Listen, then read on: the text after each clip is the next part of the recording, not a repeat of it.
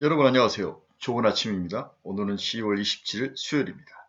자, 여의도 펀드 매니저 TV 오늘의 주식시장 분석 및 투자 전략 시작하겠습니다.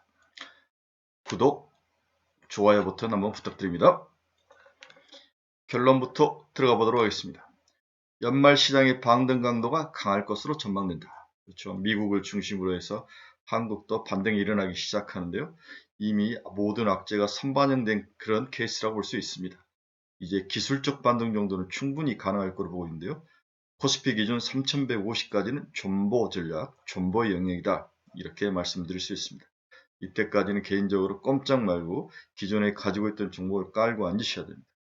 문제는 시장이 엔터, 메타버스, 테슬라, 컨텐츠, 게임 이런 쪽으로 가는데 이걸 가지고 있지 않는 사람들에 대한 그런 문제인데요. 이런 케이스는 어떻게 해야 될 것이냐 고민이 참 많이 되죠. 개인적으로는 가장 안 가는 종목을 30%에서 50%를 과감히 파셔야 됩니다. 파셔서 엔터 좋아 보입니다. JYP가 많이 올랐으니까 YG나 이런 쪽으로 타셔야 됩니다. 타서 좀 물리더라도 견디셔야 됩니다. 그렇죠? 발을 멈추지 않고는 강을 건널 수 없습니다. 되게 두려워하시는데요. 여러분, 이게 영원한 진리입니다. 그렇죠? 어느 정도 과감함이 없으면 지속적으로 늪속에서 헤매십니다.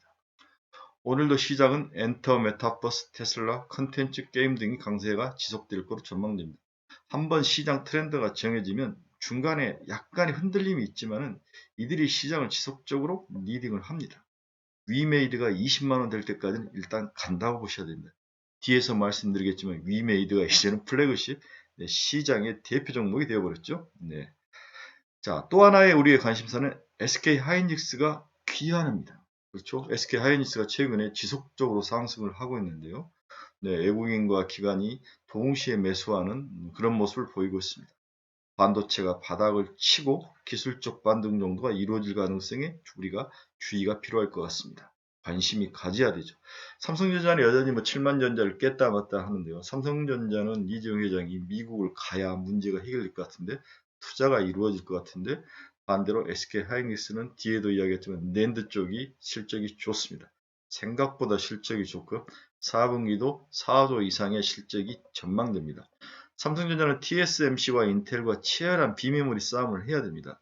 여기에 많은 돈이 들어가고 여기서 승리가 있어야만 한 단계 업그레이드 되는데 아직도 그 해결책이 안 나오고 있는 거죠.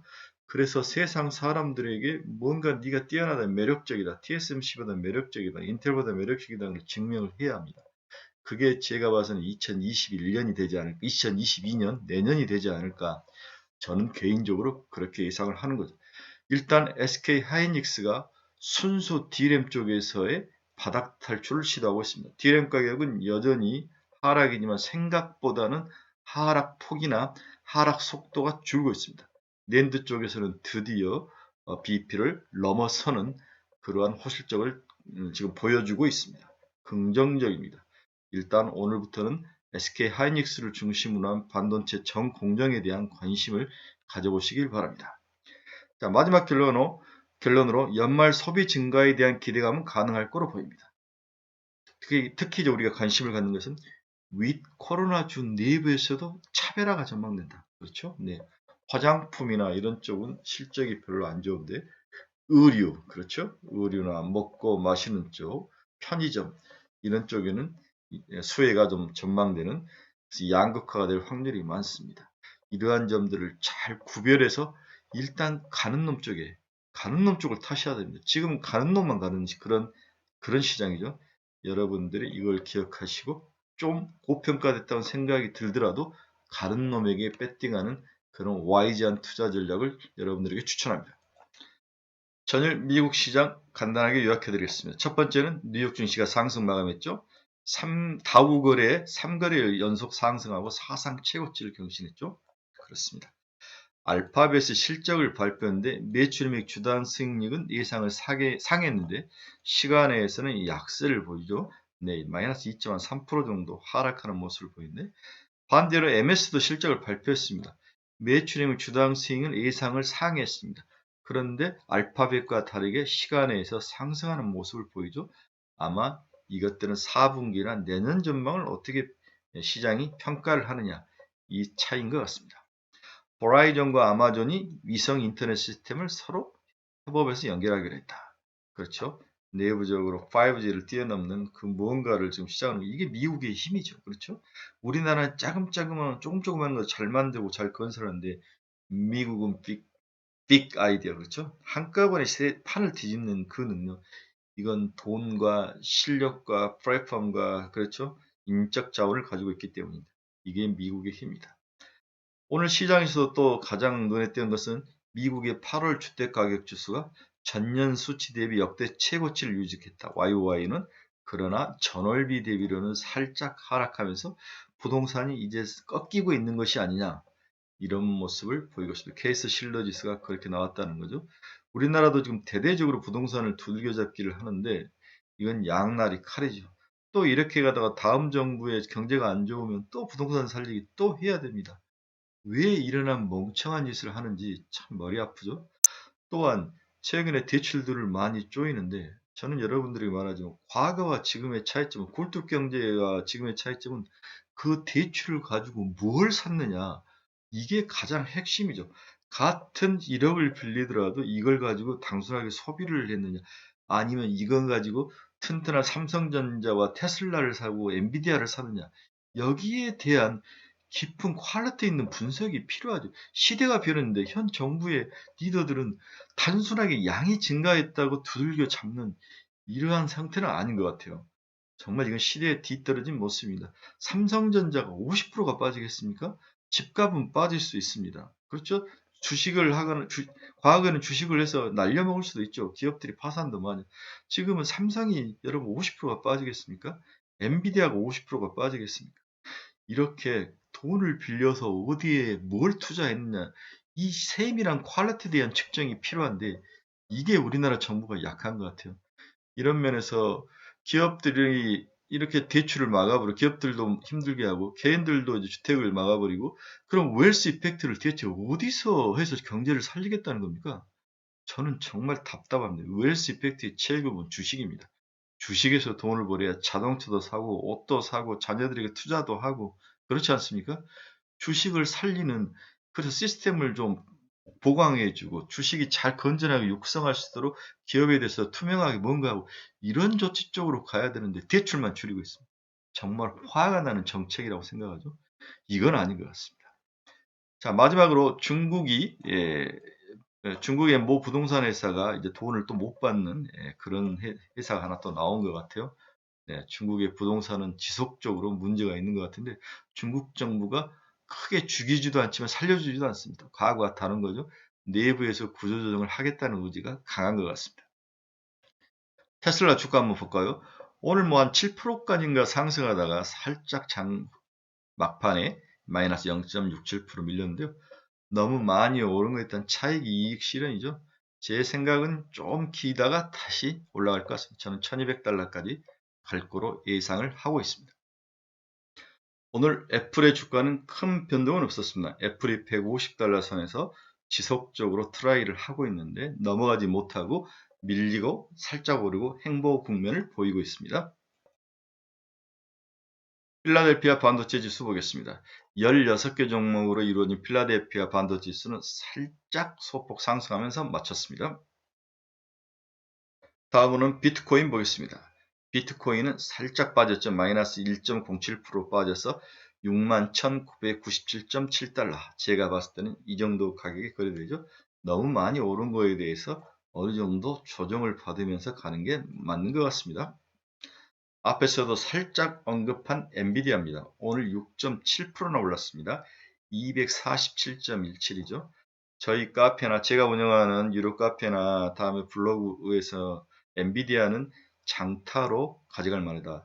자녀의 교육비, 다음에 노후 문제, 노후 대책, 노후에 대한 어떤 연금 같은 형태로 엔비디아를 지속적으로 사라.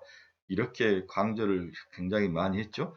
GPU, 게임, 채굴 호황 등 엔비디아의 어떤 제품들이 많이 소비되는 그러한 시장에 좋은 긍정적인 상황이 지금 형성되고 있습니다. 특히 GPU죠. GPU는 그래픽을 담당하는데 게임이 지금 하락이죠. 그렇죠? 하락이죠. 또 비트코인 채굴도 하락입니다. 다시 또 불 붙었죠. 이렇게 엔비디아가 상승할 수밖에 없는 세상을 휘어잡는 새로운 강자인 거죠. 테슬라 다음에는 엔비디아입니다. 지금도 늦지 않았습니다. 저는 $500까지 보고 있습니다.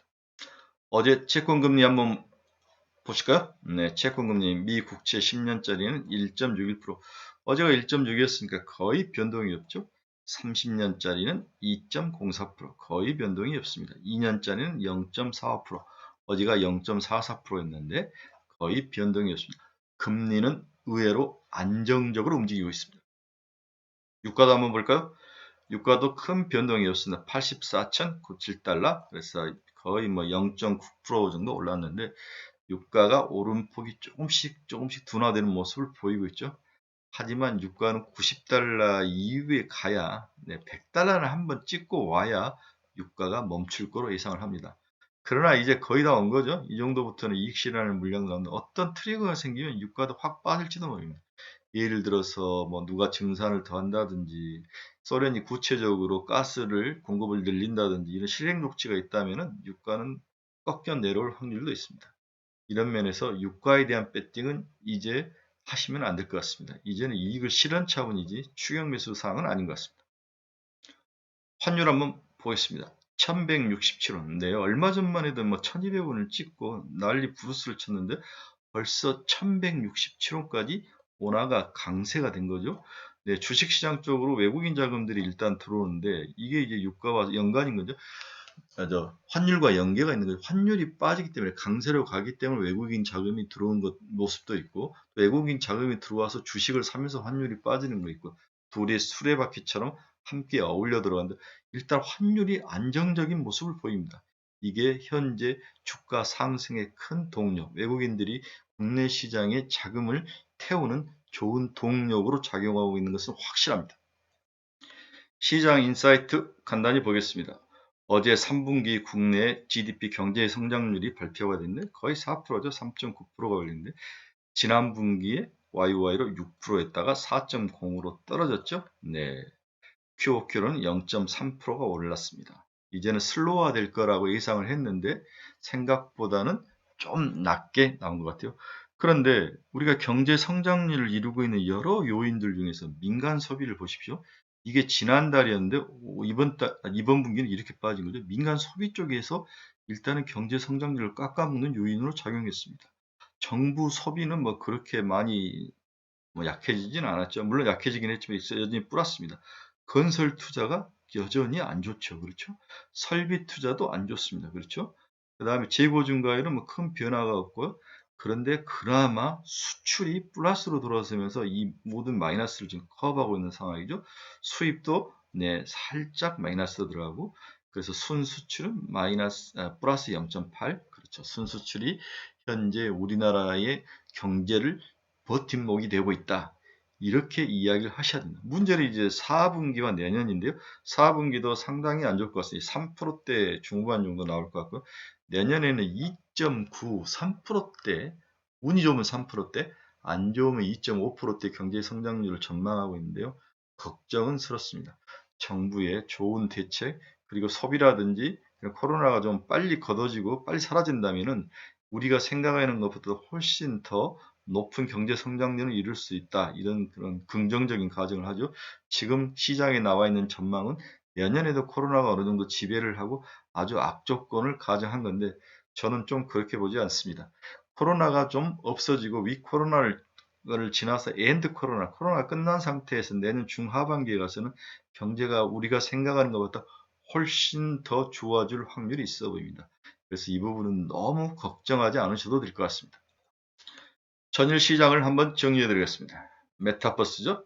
자이언트 스텝, 아센디오라는 회사가 제작하는 웹툰 원작 SF 재난 액션 영화 하이브를 포함해서 향후 제작 협의를 했다. 제목이 하이브입니다. 그렇죠? 네. 그래서 10% 넘게 상승하는 그런 모습을 보였죠. 메타버스 자이언트 스텝만 일부만 갔습니다. 그렇죠? 뭐 바이브니 알체라도 모르겠지만 많이 이렇게 오르지는 않았죠. 그러나 결국 메타버스가 연말까지 시장을 리딩하는 첫 번째 일타라고 보시면 되겠습니다. 어제 원전주는 살짝 강보합에서 마감이 됐는데요. 보합 행보인데 오늘과 내일이 중요한 것 같습니다. 이익 실현이 나올지 지속적으로 한 번 더 상승할지 이것을 좀 봐야 될 것 같아요. 다음 엔터주입니다. 어제 엔터주 난리 났죠. 그렇죠? 네, 및 코로나가 단계적 일상 회복 전환에 따라서 오프라인 이벤트가 제일 많아질 것이고 여기에 대한 수혜주가 대부분이 엔터주일 것이다. 그렇죠?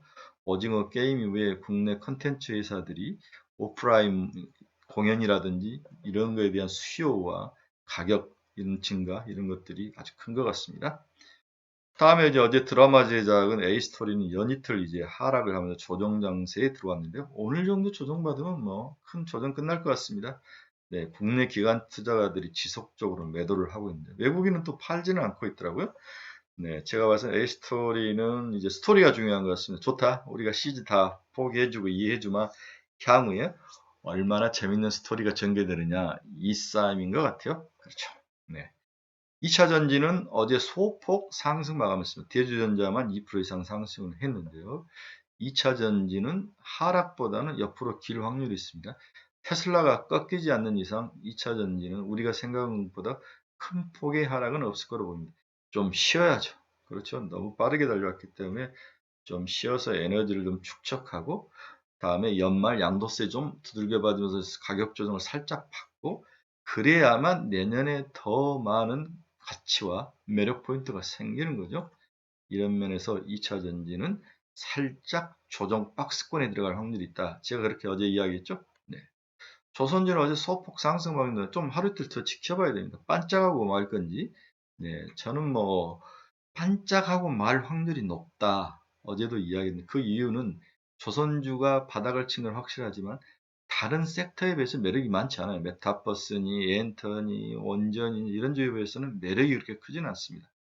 하지만 늘 순환매는 우리가 모르는 사이에 빨리빨리 들어가기 때문에 조선주에 대한 관심을 일단 하고는 계셔야 될 것 같습니다. 기타에 와서 어제 두산 퓨어셀이 올랐는데요. 저는 굉장히 좋게 봤습니다.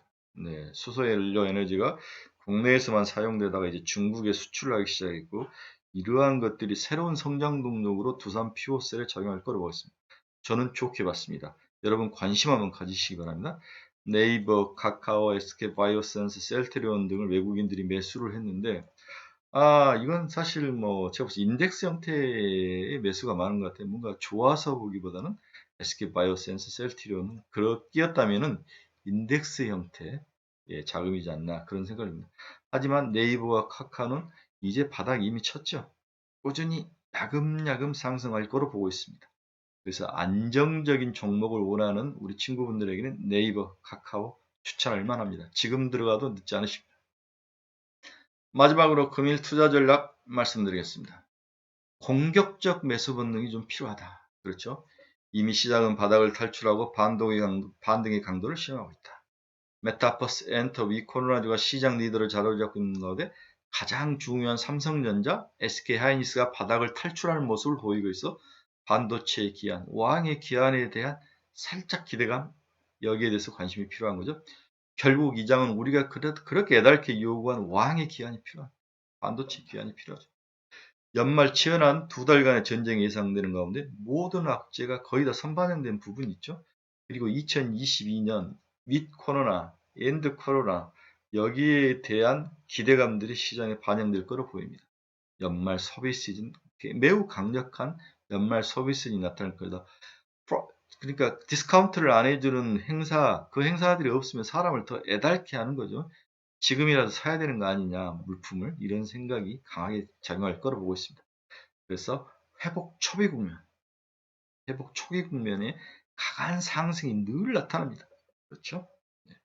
그래서 3150까지는 고고이며 여러 섹터를 찾아 헤매기보다는 여전히 시장을 리드하는 메타버스, 엔터, 컨텐츠, 위 코로나 중에서 제가 선별을 하라고 그랬죠. 선별된 종목. 그리고 살짝 돌기 시작한 반도체. 이 정도 내에서 여러분들의 포트를 구성하고 여기에 풀베팅하는 그런 전략을 저는 추천합니다. 네, 연말까지면 수익률은 약 15% 정도, 자기 포트의 수익률 기준은 15% 정도면 적절한 리즈런한 수익이 되지 않을까. 이 정도면 살짝 줄이셔야죠. 또 30% 정도. 네, 즐거운 수요일입니다. 네, 급하게 말하면서 달려왔는데요. 오늘도 강할 거로 보이진 않지만 강보합 정도는 될 확률이 윗골이 다는 거 특히 조심하시고요. 장 초반에 쫓아가시면 안 됩니다. 오늘은 윗골이 달고 사시겠다 하면 장 후반에 종가 무렵에 사시는 게 좋아 보입니다. 여러분의 대박나고 멋진 수요일을 응원합니다. 여러분 감사합니다.